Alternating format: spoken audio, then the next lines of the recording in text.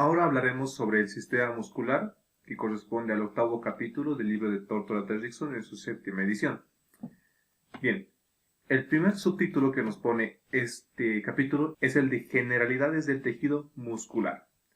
Bueno, empecemos diciendo que el tejido muscular consta del 40-50% del total del peso corporal.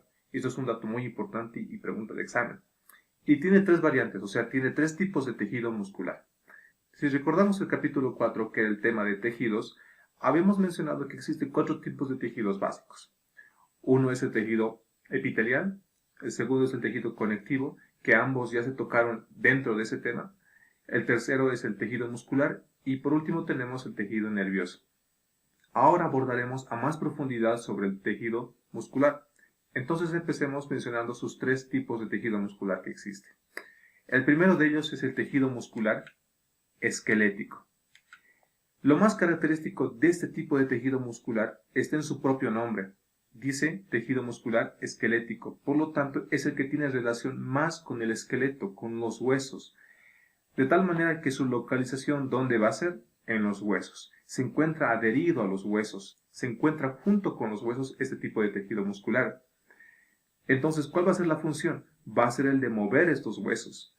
En este momento estoy haciendo todas estas gesticulaciones, estos movimientos corporales, estoy hablando gracias a que estos músculos me permiten ejercer ese tipo de movimiento. Y por último tenemos la inervación. ¿Qué significa inervación? Significa que un nervio controla este tipo de tejido muscular. Hay que tener en cuenta algo bien en claro, que cualquier tipo de tejido muscular no puede trabajar por su propia cuenta.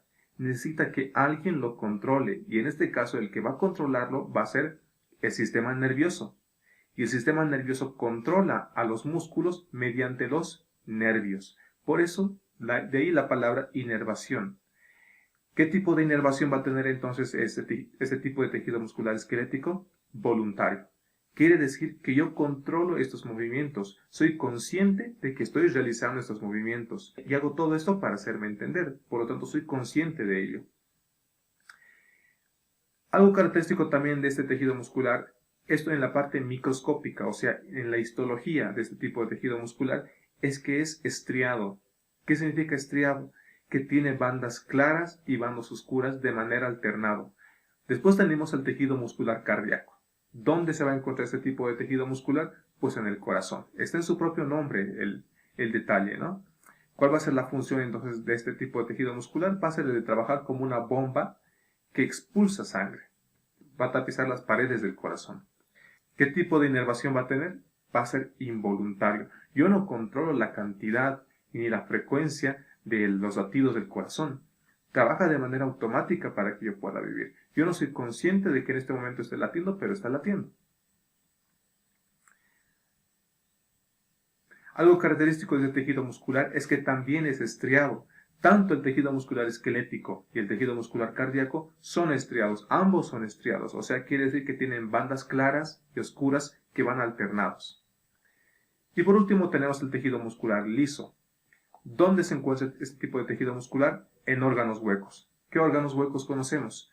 El esófago, el estómago, el intestino delgado, el intestino grueso, la vejiga, la uretra, el uréter. Todos esos tipos de órganos son huecos. Por lo tanto, todos esos están tapizados por tejido muscular liso.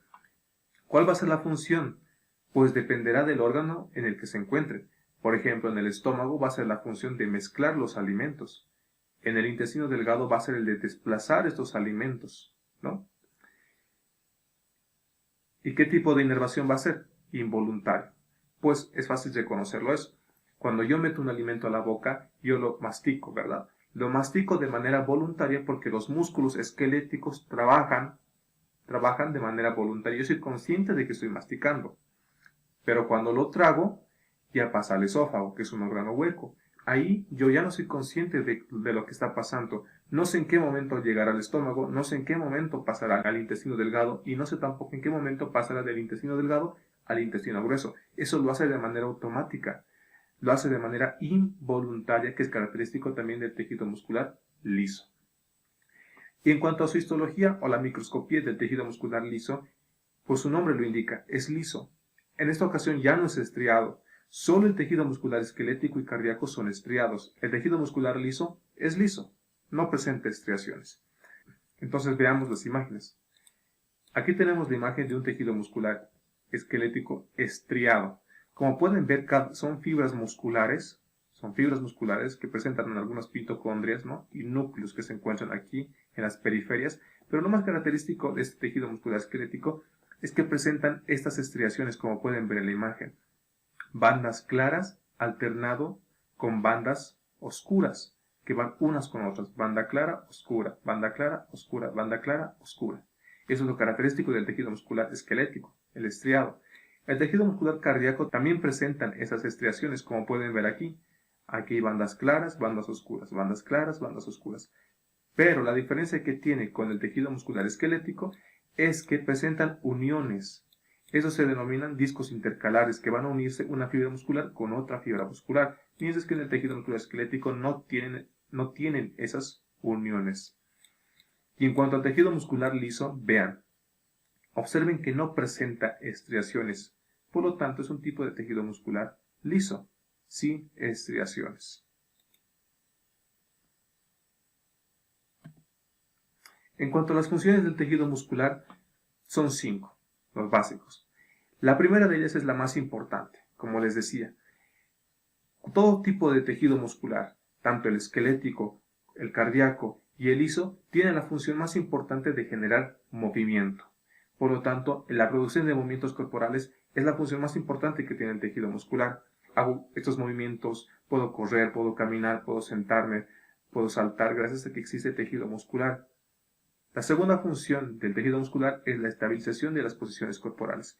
Yo puedo pararme, puedo mantenerme parado, sentarme, mantenerme sentado, gracias a que estos músculos pueden generar contracciones involuntarias de manera que me permiten mantenerme en una posición fija.